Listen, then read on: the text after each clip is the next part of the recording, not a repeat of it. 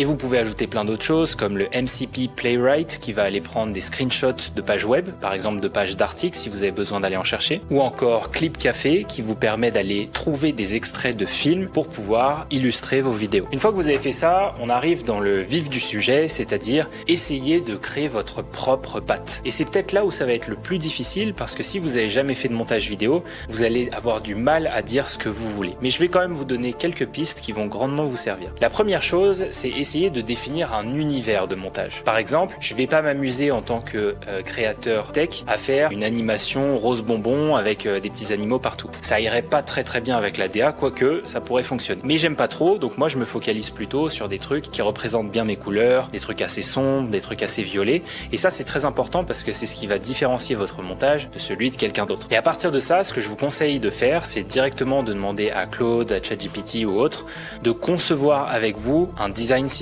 Vous pouvez même utiliser Claude Design pour vous aider puisque c'est fait pour ça et il vous aidera à configurer le design system parfait pour animer votre vidéo. Donc quand on parle de style, on va parler évidemment de couleurs, mais on peut aussi parler de fond, des fonds que vous allez réutiliser, par exemple un fond noir, un fond blanc, etc.